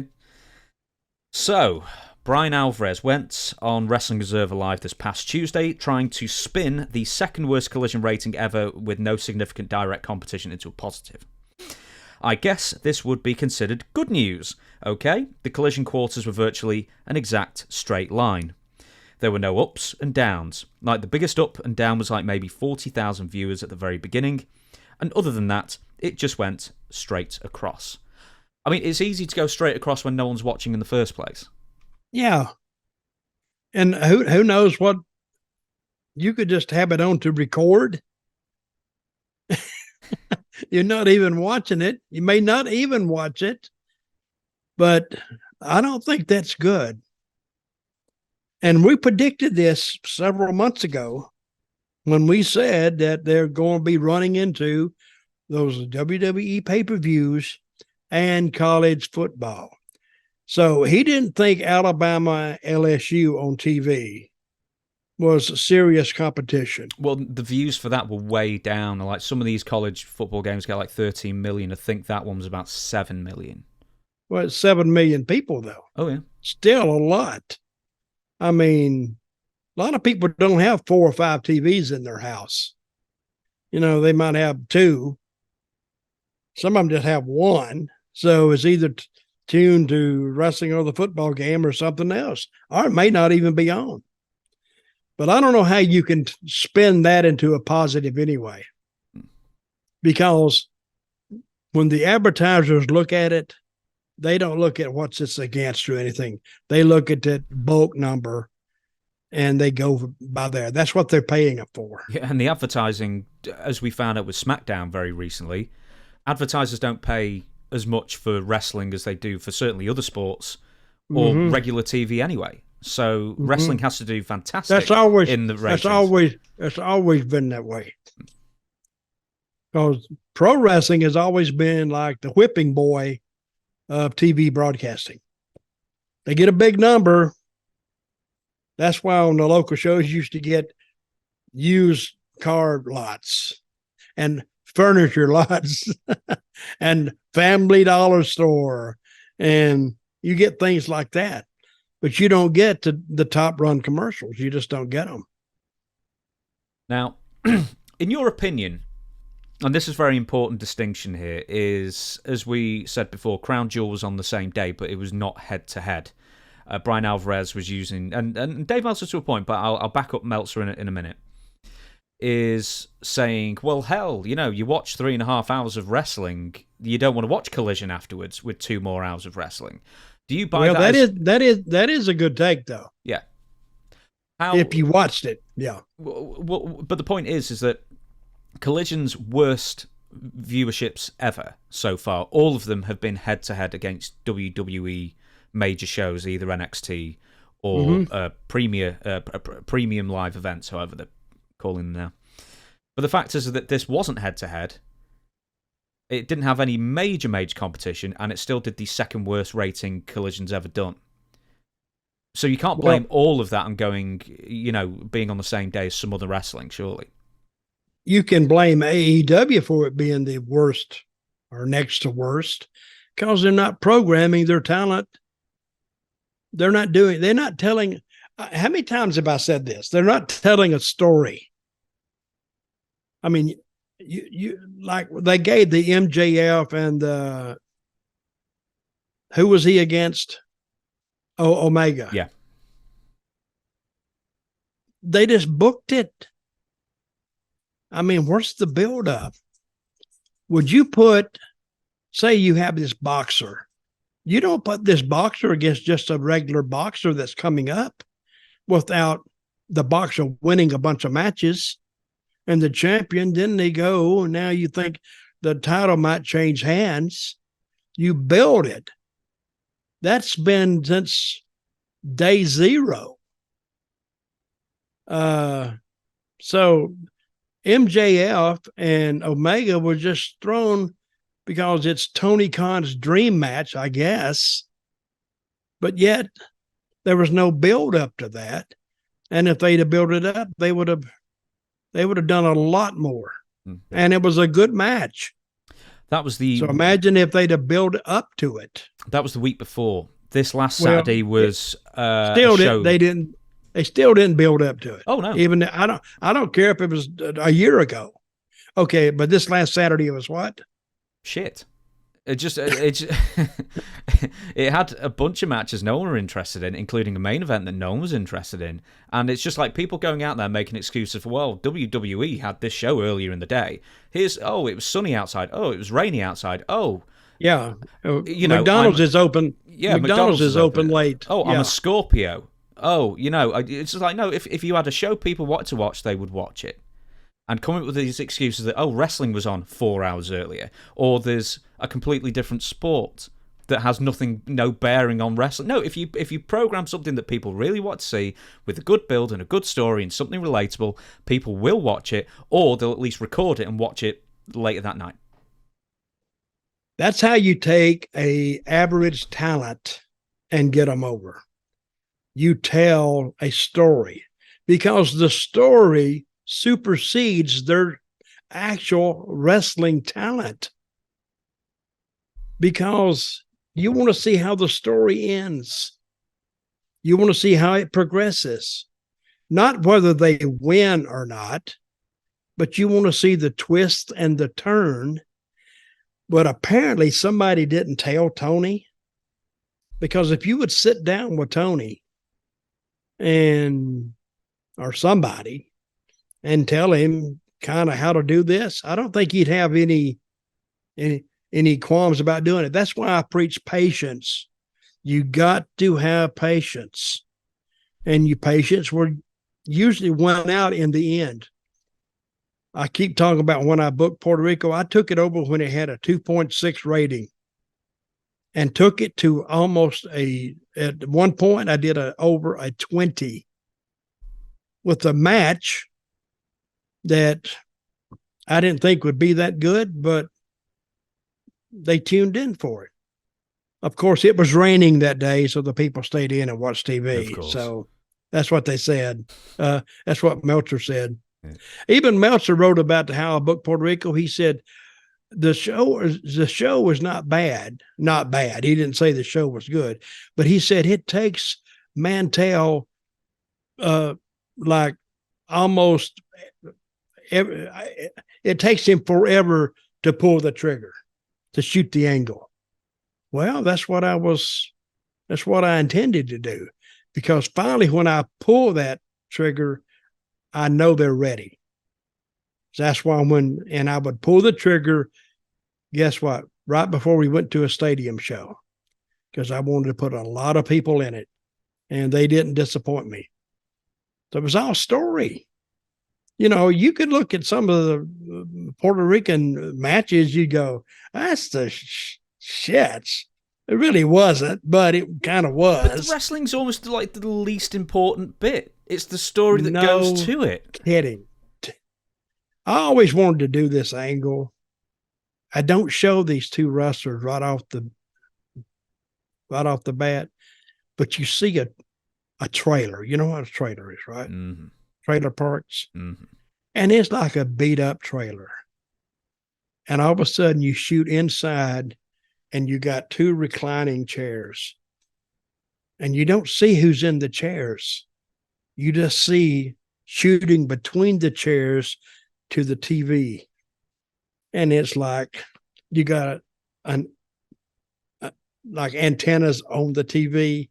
It's old. And one of them is saying with a real country accent, hell, I can whoop his ass. He said, oh, you can't whoop his ass. He beat the shit out of you. And they're talking. And all of a sudden, you show about 20 seconds of that, and you get out of it. Now, the first thing I'm going to think, what the hell was that? What was that? And then finally, the next week, you got to follow up with something. And it's just, they don't like this one guy on TV, and they're talking about him. You do it again. And finally, when you come time to reveal these two guys, one of the managers on TV said, who are those guys? And they write him a letter, and he goes on a trip in the mountains to find these two guys. And you pace this over 3 weeks, 4 weeks. Finally, when it comes to the time that you're going to reveal these guys, I think you'd have an audience. They want to see who these two jack-offs are. And you send him up there, and he pulls up in a trailer park, and you're going around the mountains, and and you build it all the way through the show. So not only do you have your wrestling show going on, you got a story that is totally unconnected with wrestling, but it is connected to wrestling. And somehow viewers know that this story is going to come back to the ring somewhere, some way, but at least they get a proper introduction and a proper build. Now, and they could be two big fat guys, but the manager, you got this hot manager, and he takes over these guys, he's going to make them champions. So we'll see where it goes. I don't even have a finish to it yet. I don't even know how it goes. See, the way I write stuff, I write it as it goes. I try not to write more than a month ahead, because hell, one of them could fall over dead with a heart attack. One time in Florida, Ric Flair, are you? No, one time in Florida, they brought in Bobby Shane, and he was there. And the way they used to do, they called it bicycle tapes, because the tapes they used to have was about a 2-inch. Then it went to 1 inch. Then it went on down to the mini tapes, of course. But the big ones, that's what they were using to video their shows. And they were heavy too. They was like, that was a tape, and you had to hand deliver it to the TV station. So Bobby Shane, he was a pilot, and he got killed in a car crash. So, and they used to do, I think, Tampa first, then it would go to Jacksonville, then maybe to Tallahassee. But they would bicycle those tapes around for about 3 weeks after Bobby Shane got killed. He was on the tapes, and the people all knew that he had already got killed in the plane crash, but it was too late to take him out. It cost too much, and they just didn't do it. So for 3 weeks, they had a dead man on the tapes. So I guess they just worked through that and just let the time run out on it. And I forgot who told me that story. I was in Florida. Somebody told me that story, but I'm saying, damn, I don't know how I would handle that. I mean, how could you handle it? You'd have to get the tapes back. I don't know. Crazy. Just to finish off what I was going to say, Dave Meltzer basically said, yeah, Crown Jewel was a factor, but no, it's terrible. Terrible rating, and Collision was a bad show. We've got a couple of bits. Dave Meltzer said it was a bad show? Well, he probably just said it wasn't a show of any interest to anybody, and that's probably the real reason. But it was just more Bryan Alverez talking about how he was just basically trying to spin. Okay, Meltzer said what show was... Oh, the 366,000 or whatever Collision thing. And Meltzer said it's nothing spectacular. Yeah, basically. But also Crown Jewel. We'll move on, and this is something we've had in the script for 3 weeks and we never got to. And Toni Storm, you wanted to wax lyrical about Toni Storm. Yeah, I love this. Toni Storm on AEW. It'd be the only reason I would watch AEW, to tell you the truth, just to see the vignettes by Toni Storm doing the silent movie star treatment in black and white. This to me is very, very creative. And I don't know whose idea this was. I'm sure it was Toni Storm's idea. She does it fabulous. Are we going to see it? No. Why not? It's AEW stuff. I don't like showing AEW stuff. You know what happened to Stevie Richards? I love it, but it's only like 2 minutes long. You can go and put in, I guess, go to Google or YouTube, and it's Toni Storm silent film star video, and it's where she's appearing. It's almost like it's back in 1920, and it speeds up. It's almost like a silent film from back in the day, but it's very, very well done, and it gets a lot of attention on her. I think she should come back out, and she still thinks she's in the 20s, and she's floating around, and I think I'd get her. I think it'd get her over, because I really, really enjoy that stuff. So if you don't know what I'm talking about, go and watch it. If you don't like it, apparently we don't share the same taste in art. It's really an art form. What she does is an art form. So it's good. But she's good. And it's fun to watch. It really is. I mean, if you see it, you will stop and pay attention to it. That's what I'm saying. Listen to the temperature in the room, because that gets over. Two more things. I'll mention this very quickly because I had no idea about this until I was just looking up the news for today. Dennis Knight was in a really serious accident, probably best known to people as Midian or Phineas Godwin or even Tex Slazenger in WCW. What happened? So, Tex Dennis Knight lost a large part of his right foot in an accident at his job being a chef. He said he had half his right foot amputated about 6 months ago.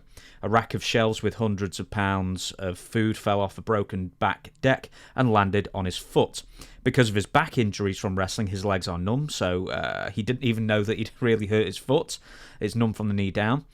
And he went home, took off his sock, and found out 2 of his toes were just hanging there, and he went to the hospital. He was in the hospital for 5 days getting antibiotics, and they had to amputate part of his right foot. Does he have neuropathy? Well, apparently so. So nerve issues in his back have caused complete numbness and below the knees. Wow. That's serious. And he waited for what? Till he went home and took his shoes off? Yeah. Didn't even know his toes were hanging off until he took his shoes off. I'm sorry for that. Do you have any stories with Dennis Knight? Because you were in the WWF with him for a couple of years. Or what was it? What was his partner's name? Henry Godwin. Henry Godwin. It was Mark Canterbury. No, I remember that. They were, that's when they had the click and the counter click. So I think he was in the counter click with Undertaker. You had Triple H over here, and you had, who was the guy you said that was dead? Oh, Yoko. Well, I don't think he was in one. I don't think he was in either one of them. Savio Vey was in that. Yeah, he was in that one. He was in the Undertaker one, and they had the name for it. One was a click, and the other was something else. BSK. Yeah, something like that. But they was in the one with the Undertaker, Dennis Knight and his buddy, and they kind of stayed to themselves. And if you weren't in either one of those groups, I guess you were just like trailer park trash, I guess. I don't know.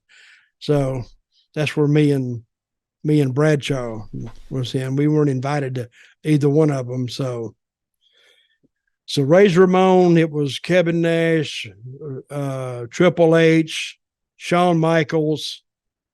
What was the other one's name? Sean Waltman. And for a short time, Tammy and Candido were in there 2 weeks. For about, I don't think that long. I think about 2 days, maybe, before they were ousted, and embarrassingly ousted. So best wishes to Dennis Knight. Yep. There, especially because that sounds absolutely horrific. We also on a future episode, I think we talk about the Tammy Sitch thing in more detail. So, but we'll save that. That's going to be over December, so you can look forward to that. Now, the very last thing. When is she going to trial? Oh no! She's I think she's already pled guilty. The sentencing is going to They haven't sentenced her yet. No, end of November. I may go to it. Really? Yeah. Okay. Was it Odessa County? How far is that away from you? A couple hours. And you'll go to it? That'll be interesting. Yeah. I didn't say I would go to it. I said I might go to it. Which basically, if you read between the lines, is they ain't no way in hell.